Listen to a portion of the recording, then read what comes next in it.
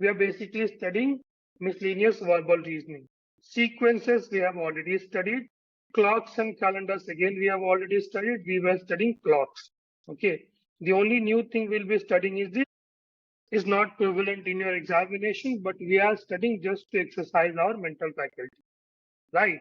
So I was basically trying to revise the clocks. Okay. Let me tell you, right now the time is, let us say, 3:50. The question has been asked to you, what is the angle between our hand? So far, so good. So far, so good. One question damn sure from here. Guys, it's 3 marks at stake. Either you are right hand side of the cutoff or left hand side of the cutoff. Look carefully. This is your clock.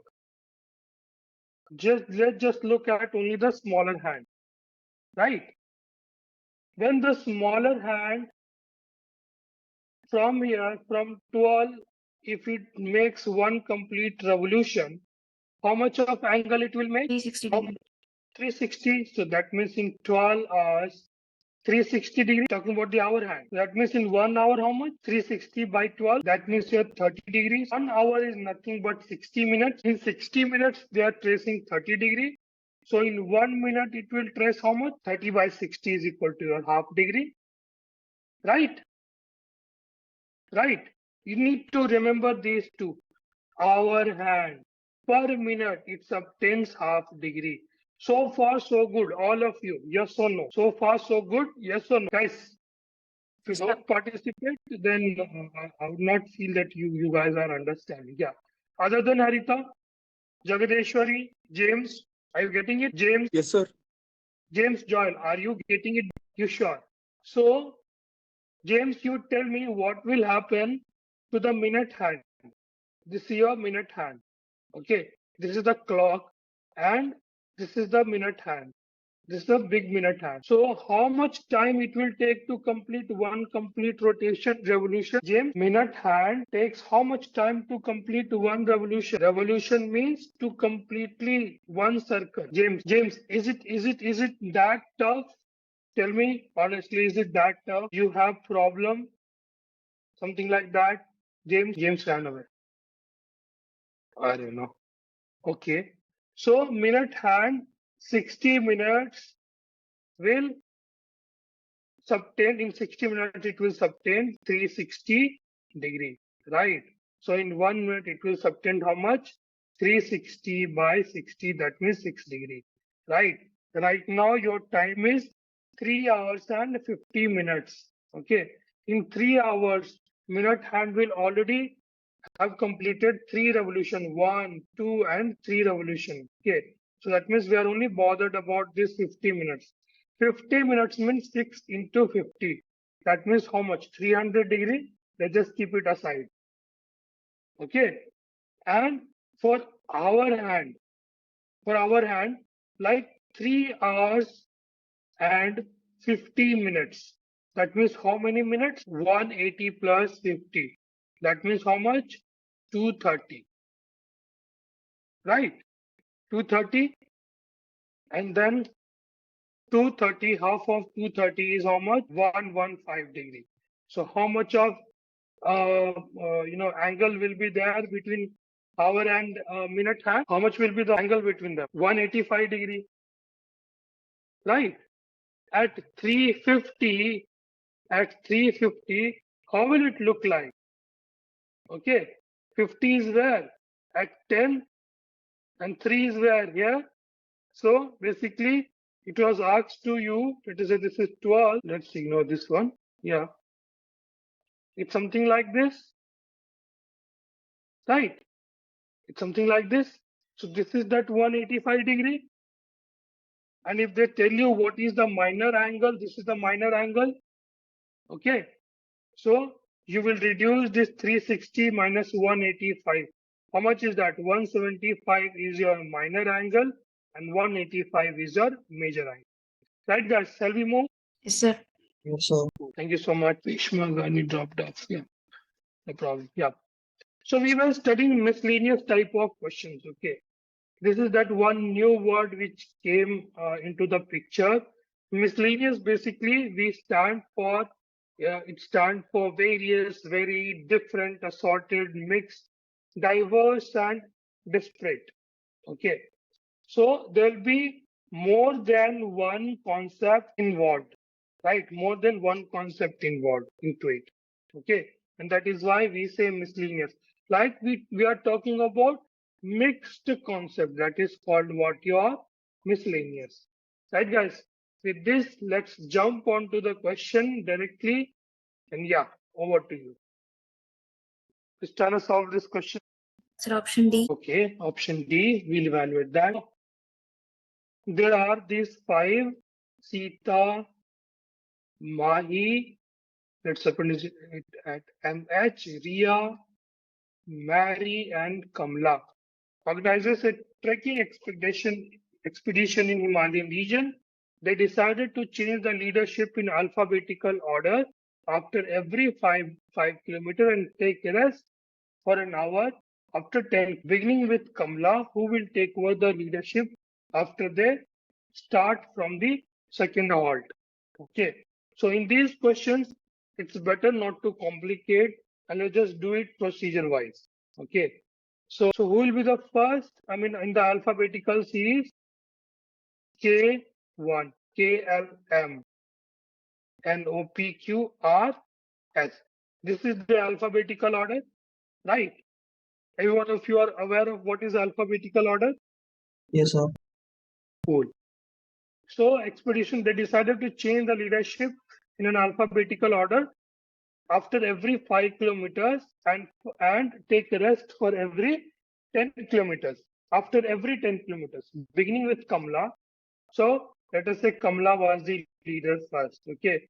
Then 5 kilometers. Right. Then Kamla, where is Kamla? She is gone. Then who will come? Mary will come into the picture. Then 5 kilometers more. And here they will take what? Rest. They will take a rest and also the leadership position will change. Right. So over here, Mahi will come into the picture. Then 5. Then our Ria will come into the picture. Then they will go. And then finally, Sita will start after taking rest. Right. Sita will start. Which is the answer over here? D as your answer. Okay. Though we could have studied this in the ranking itself, but there were little concept of your alphabetical order, the sequences of dictionary and all. So that's why I have included it over here, right? And this alphabetical order thing will be asked to you in your OIR as well. Be real quick and be little watchful when you attempt these questions in your OIR, right? So let's move to the next question. This is the one. So we are talking about the August month, right? How many days are there? August will have 31 days, right? 25th August is what? Thursday, 26th Friday, 27th Saturday, 28th Monday, right? Thursday, Friday, Saturday, Sunday, and 29th will be your Monday. Yeah, that's what I felt like. I did some mistake there. Yeah. So if 29th is your Monday, then the previous Monday, we cannot say like next Monday, next one will be in the September. So that is not under our pure view. So 29th minus 7 will be your Monday. That means 22nd. Again, let's do minus. So how much is that? 15. That means that will be your Monday, right? Again, minus 7 you will do 8, right? Again, minus 7 you will reach 1. 1st August was your Monday, 8th August was your Monday, 15th August was your Monday, 22nd August was your Monday, and 29th August was also a Monday. Okay, so what is the answer? Option C, sir. Option C, absolutely. On any given month, there can be only 4 or 5 each of the particular days. Remember it, okay? Only 4 or 5, at max 5, at least 4. There can't be 3 or 6 or something like that. Right? Remember it. So even if it's a complete 50-50, in the worst case, you will tick 4, but don't tick 4. Okay. So in every given month, there will be at least 4. It's any day, Saturday, Sunday, Monday, Tuesday, what day, or at max 5 days, depending upon which day it is starting and things like that. Okay, how many days are there in a month? Shall we move to the next one? Yeah, this one. Take your time to understand this question, syllogism. It's a good one. A little bit about syllogism, I'll tell you over here. There are only 4 elements, 4 type of concept. Okay, all, some, none, and some not. Okay, some not gets very dicey. It gets very complicated. So we will not worry about this some not thing. And in your examination, maximum they will ask all, some, or none. Okay. So if I have to represent it in a number line, none means 0. Okay. Some means anything which is not 0 and anything which is not 100. Okay. Let me represent it this way. Yeah. This is your sum, right? And is your all. Just remember it this way. That's it. Okay. And wherever you tick the answer, in most of the cases, in a majority of the cases, what happens that your sum is your answer. Why? Because these two, none and all, these are the two extremities. And in the majority of the cases, extremities are not your answer. In every syllogism, there will be premises. These two, no man is a donkey and Rahul is a man. These two are called premises. And this conclusion is conclusion. Okay, there'll be premises and there'll be conclusion. Okay, and there'll be a few of the elements like man, donkey, Rahul, man. And these two premises, no man is a donkey and Rahul is a man, is connected with an element. Which element is that? That element is man. It is connected with an element called man. Okay, because in these two premises, you have got man there, right? Take 1 minute of your time to solve this. Options. Okay, option. Anybody else? Let's try to evaluate it. Okay, no man is a donkey. Okay, no man is a donkey. So no man is a donkey means what? If this is man, this is donkey, right? This is man and this is donkey, right? We basically we can use it, we can solve it using 2 methods. One is Venn diagram method, and the another one is the the syllogism, the symbols and all. The logic gates, the AND gate, NOR gate in your engineering, it is out of these only, right? Negation and this and that. So we'll take over a Venn diagram method because this is what we have studied. And I've actually forgotten that the other method. I've studied that in philosophy, right? in language, truth, and logic chapter. Yeah. So this is your man, this is your donkey. No man is donkey. That means there is no intersection between them. And Rahul is a man. Okay. So if Rahul is a man, so Rahul will be somewhere here. Right. So in that case, what do we mean? Conclusion. Rahul is not a donkey. Obviously, that's correct. Rahul is not a donkey, but I mean, the statement, the conclusion is correct, but in reality, it could be different. Okay, you know what I mean. So, Rahul is not a donkey. There is no intersection between Rahul and donkey. All men are not Rahul. Obviously, all men are not Rahul.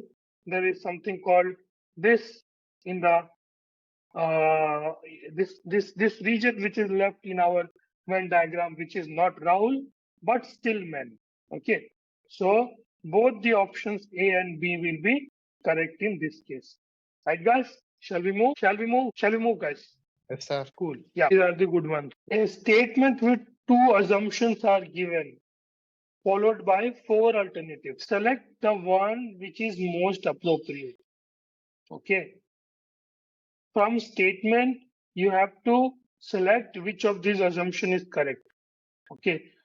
Nobody can predict as to how long our country would take to contain the unfortunate and disastrous terrorist activities. So what is the assumption in it? Nobody can predict as to how long our country would take to contain the unfortunate and disaster terrorist activities. Right? Sir, option Yeah, looks correct. Let's evaluate that. Okay. So the statement says nobody can predict as to how long our country would take to contain the unfortunate and disastrous terrorist activities. Okay. Like we don't know for how long these operations will go on to contain the disastrous activity. Okay. So in the assumption they have given, it is impossible to put on end to terrorist activities. And the second, they have given efforts to control the terrorist activities are on. Okay. Option 2 follows because if and only if the efforts to control the terrorist activities are on, then only you will say no, that we cannot predict how long it will take. Terrorist control activities are not being performed, then we cannot predict, right? So obviously they are saying that this effort must be on, but we don't know for how long it will go on, right? It's just like Mumbai, Mumbai Taj attack, wherein the attack has happened, and the people are like, we don't know how long it will take for us to end all these operations, right? All these terrorist activities. The effort must be already on, and the second is that it is impossible to put an end to terrorist activities. Guys, look, wherever you come across these extremities, it is impossible. It is 100% possible. Okay, in all these scenarios, you got to chuck out these ones. Okay, wherever they go into the extremities, you will say no to that answer. In nowhere they have written it is impossible to put an end to the terrorist activities. It is possible, but we don't know for how long it will take us. Right? So which option follows? Which option follows? Right? We'll go ahead with B only. Right? Only B. Right? Not either one or two. Either one or two means both one or two. It's kind of similar. Right? So only two. Let's evaluate question number 64 in that case. This is your statement. This is your conclusion. Option A. Okay. Option D, sir. Yes, Avikan. Why do you think option A? Is there a connection between statement and conclusion? No country is absolutely self-dependent these days. Yes, sir. Okay, yeah. Why do you think statement and conclusion one is connected? Sir, in the first statement, no country is absolute self-dependent. It reflects that the country has to depend on other countries. So, why they have to depend on other countries means definitely they will have some export or something like that. It is impossible to grow and produce all that country needs. It's also implies that same statement. That's it. Sounds convincing. One moment. So no country is absolutely self-dependent these days. The problem over here is that we current self-dependent in what? Okay. So no country. They depend on their own products and produce. Okay. Okay. So we have to find out the conclusion. Okay. So the problem over here, Karan, is that self-dependent in what? In food, in defense, in what? In industry. Yeah, everything. Okay. So no country is absolutely self-dependent these days. Okay, no country is absolutely self-dependent these days. So we need to find out the conclusion. Countrymen in general have become lazy. So if we go by that way, no, okay, it's not that way, right? See, Abhikaran, look, whenever they go to the extremities, like completely possible, completely impossible, you cannot say for sure, right? This had they asked you an assumption over here, then we would have selected one as the answer, right, buddy? No country is absolutely self-dependent these days, right? So the assumption is Yes, that sir. it is impossible to grow, right? This is the assumption, not the conclusion. No country is absolutely self-dependent these days. Now what? The conclusion should follow the statement and not something which comes prior to the statement, right? Okay. And also, wherever you find all these extremities, all of it, none of it, impossible, and things like that, do not select it. Just mark it as the wrong answer. This is not the conclusion. The conclusion could have been what? The conclusion could have been what? Yes, that's why they have to export from some other countries. This is the conclusion. And this is different from it is impossible to grow and produce all that a country needs. This is the premises. One is premises C1. Okay. And what I said to you, no extremities with option D. Yeah. Thanks, sir. No Sir, I problem. have a doubt, sir. Close one. Yeah. Yes. Sir, if in case they have given in the statement like no country can be absolutely self-dependent, will option 1 follow, sir? No can be absolutely self-dependent these days. Yeah. In that case, it can be again. Then it will become, this statement will become a little dicey. Okay. No country can be absolutely self-dependent these days. Okay. So in that case, it is impossible to grow. But then, yeah, is it a conclusion? It is impossible to grow and produce all that country needs? No country can be absolutely self-dependent these days, right? Okay. Can be even then look, even then we'll check out this one because of this extreme view of impossible. Right. Okay. Had there been, it can't be possible. Okay. It can't be possible to grow all that country needs. Then we'll go with this. Okay. It's completely impossible. Right. Right. Okay, sir. So we have to, in all these syllogism questions, the extremities have to be removed. Right. Okay, sir. I hope I answered to you. Yeah. Yes, sir. And one more doubt, sir. Yes. Is there any difference in answering the questions like when they ask assumptions and conclusions? Assumptions are like your premises. Okay. What they have given. Okay. A is equal to B. B is equal to C. And C is equal to A. These all are your premises. And from here, you will have conclusion. Okay. You have to think through it. Right. If it comes before statement, that is likely to be the premises and assumption. And if it comes after statement, it is likely to be conclusion. Again, see, I'm using the word likely. This is important. In syllogism question, do not pick extreme answers. Yes, easy one. All animals are dogs. All dogs are Yes. birds. So it will be something like this, right? Conclusion, all animals are birds. Yes, that's correct. All animals are birds. All birds are animals. No. Any doubt, anyone? Why is it so? All animals are dogs. Animals is the inner circle, this one. Then dogs, this one. And then all dogs are birds. Then birds will be the outermost circle. So which one will follow? All animals are birds and all birds are animals. Right, guys? Right? Anybody who has any doubt in this one? Shall we move to the next one, guys? Yes, sir. Okay, let's do this one.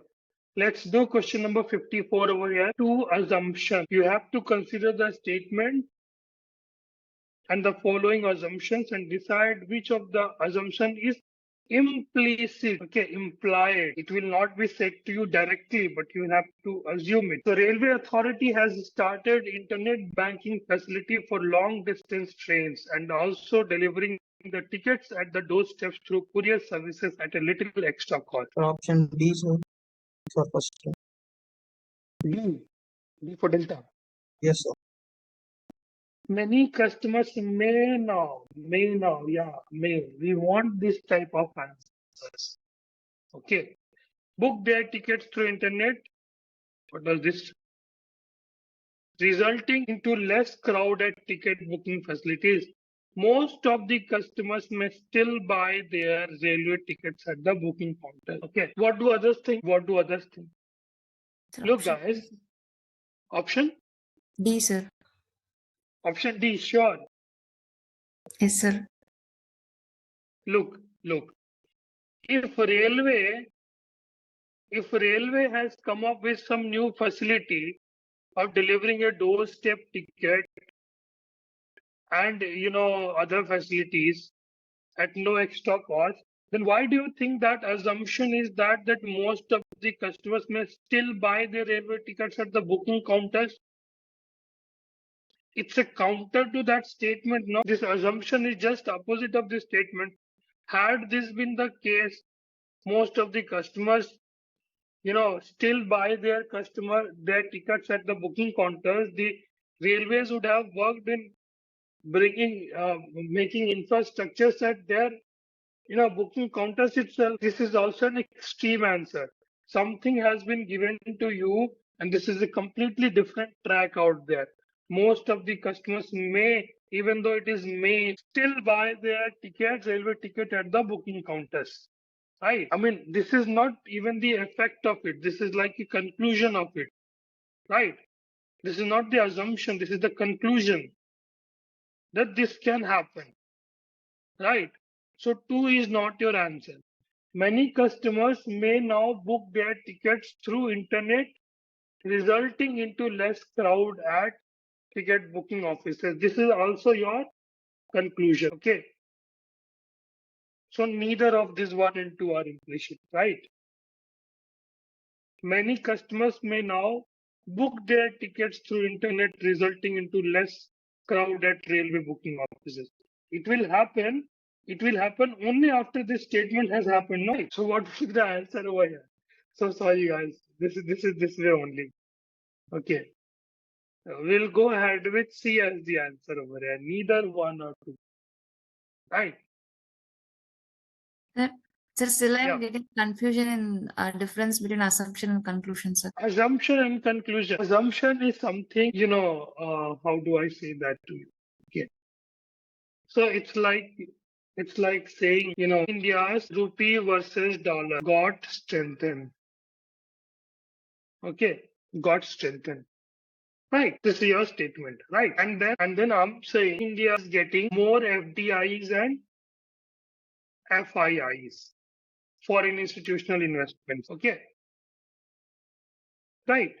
And then I'm saying purchasing power parity in India is enhancing. Now tell me which of these 2 is assumption and conclusion. Purchasing power parity means somebody's capacity to buy. Let's understand it this way. Can you explain the statement once more, sir? India's rupee versus dollar is getting strengthened. Right? Right now it's how much? Like say it was 82 rupees per dollar and now it is 80 rupees per dollar. So it has strengthened, right? Rupee has strengthened, no? Or Yes, sir. weakened? Strengthen, sir. Strengthened. So in that case, what will happen? This is the precursor to it. India is getting a lot of FDIs and FIIs, right? Which essentially means that foreign money is coming inside, right? And they are helping Indian rupees to grow, right? I mean, don't go into the technicalities. Even I'm not 100% sure about how does FDI and FIIs influence the currency market out there, forex market. But let's just understand it this way. India is getting FDIs and FIIs, like India is getting money. So what will happen? There, if India is getting money, India is getting dollars, that means this rupee is getting strengthened. So this is a precursor to this. Okay, this is happening. India is getting FDIs, FIIs, and that is why India's rupee versus dollar is getting strengthened, right? And when we say PPP, purchasing power capacity of India is enhancing, it's happening because now Indian rupees can buy you more goods and products, right? So this is the conclusion. This is the conclusion. This is the aftermath, after effects. This is before, right? Before is your assumption, later is your conclusion. I hope you got at least slightly, if not completely. Yeah, I mean, reading syllogism has induced me to talk that way. Yes, guys, let's do 55. In CAT, they will ask you things like that. Yes, guys, what do you think about it? Yeah? Option B, sir. B. Yes, sir. Yes, anybody else?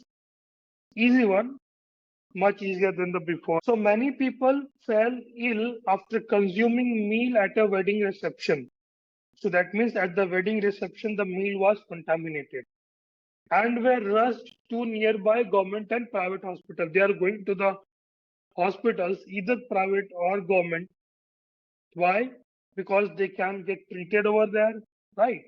So assumption one is the relatives of the affected people may refuse to take them to the government hospital. That's completely idiotic one, right? The relatives of the affected people may refuse to take them to government hospital. Anywhere, refusal to go to government hospital. Can you feel, can you sense it? No, but they are going to hospitals, government or private, either government or private. That's why the near hospitals may be able to attend to all the affected people. Okay, over here, it gets dicey with the uses of word all, but that's okay. Yeah. So obviously one is not there. The relatives of the affected people may refuse to take them to the government hospital. No, nobody refusal to take them to government hospital have been talked. So obviously one doesn't follow by any chance. The nearby hospital may be able to attend all the affected people. Most were we. Yeah. Many people fell ill, like these affected people, after consuming meal at a wedding reception and were rushed to the nearby government and private hospital. Okay. Nearby government and private hospitals. Okay. So the assumption is that if we take the affected people to the nearby hospitals, they'll be able to attend them all, right? Even though there is a usage of word all, the strength of this word all is not as big as the strength of the phrase called the nearby hospitals. Are you guys getting the sense? No. So in a wedding, what happened that many people got ill because of eating some, contaminated food, and they were rushed to some government and private hospital, nearby government and private hospitals. So the first one is that the relatives of the affected people may refuse to take them to the government hospital. Is it the assumed meaning? Like what? Before sending to all those affected people, have they talked about this? Or can you see, do you have any implied meaning over here? Is it implicit in the statement? Implicit. Okay. Somebody saying, yeah, I'm very happy with you. They won't be happy with you, but they'll be angry with you. Well, yeah, I'm happy with you. The implicit meaning is that they're angry with you, even though they are saying that they are happy with you. This is the meaning of implicit. Implication. What will be the result of it? Okay. So the first one is that the relative of the affected people may refuse to take them to the government hospital. Refusal to take them to the government hospital. This is completely a new argument over here. Refusal to take them to the government hospital. Have we talked? Can you sense this from the statement? Yes or no? Tell me. Is there anyone in the statement who is saying if we can feel that no, somebody should not go to the government or private hospital? Come on. they have been food poisoned. Will they look for government or private hospital? They'll go to some random hospital, right? Right now. Yeah. So one is not implied, one is definitely not implied. And what I have been teaching you till now, that whenever you come across all these words like all, none, and things like that, try to avoid it. But in this case, that was only for, I said, 80-90% of the cases. This is that 10-20% case. But in this case, the nearby hospitals may be able to attend all the affected people. Obviously, when we are thinking about the affected people, we are not thinking in terms of one affected people, right? When we have to think of the affected people, we'll have to think in terms of all the affected people. So this all is for affected people and not for the nearby hospitals, right? So obviously, these patients are being taken to the nearby hospitals, whether government or private. Why? Why? Because the people over there, they think that yes, they can be treated over there. Then only they are being taken. If they don't think that they can't be treated over there, then why the hell would they take them there? Right? So this is why B will be your only correct answer over here. Right? This all, even though it's an extreme word, the sense of the usage of this word all is for the patient and not for the entire whole argument, the statement, or not in terms of the assumption per se. Right? The major premises is the nearest hospital. Right? This holds much more weight than all affected people.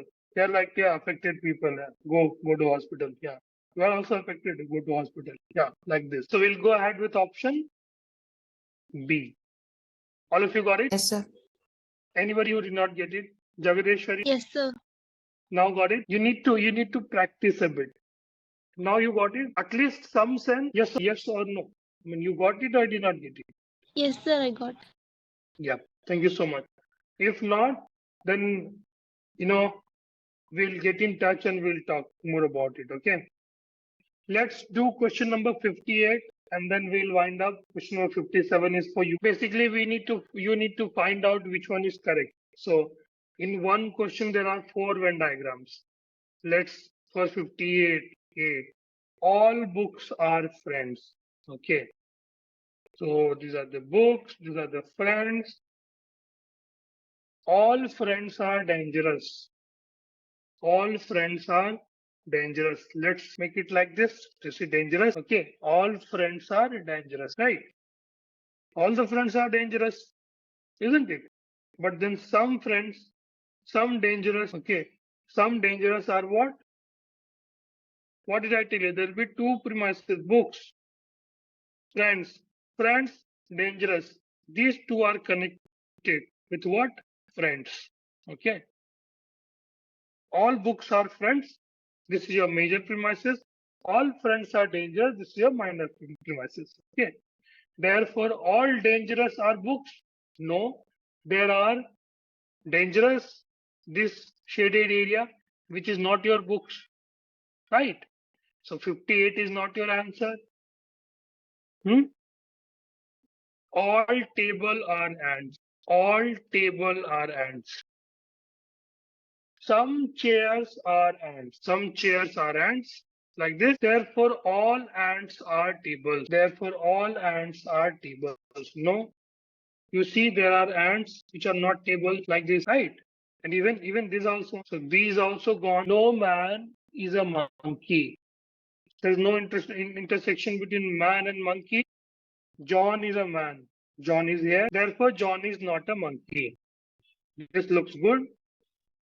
This is only correct one. All birds are parrots. This is parrot. This is your birds. Manish is a parrot. Manish is a parrot. Okay. Manish is a parrot. So let's say Manish is over here. Therefore, Manish is a bird. No.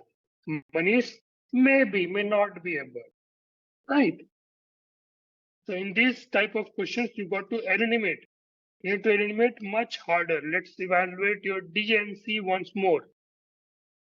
All birds are parrots. Okay. Parrot, birds, that means all birds are parrots, and Manish is a parrot. Manish could have been over here as well. But why should we put it like this? No, we need to try hard to prove that argument as wrong. If you are unable to prove it wrong by any resort, okay, by using these two premises, then only it's a correct syllogism, right? So Manish could have been over here as well, but the entire argument is refuted when we put Manish is a parrot over here. Manish is still a parrot over here, right? But what? But Manish is not a bird. So this is not correct, right? Did you guys get it? Did you guys get it? D, did you get it? If we can find even one anomaly, okay, even if we can find something, one result which refutes the given statement, the entire statement will go wrong. Okay, now let's evaluate C. No man is a monkey. So no man is a monkey. Man, monkey, and John is a man. If John is a man, then can we write it like this? No, John is a man, so John has to be inside this man set. John. In no way there will be an intersection between John and monkey. Therefore, John is not a monkey. So therefore, we'll go ahead with C as your answer.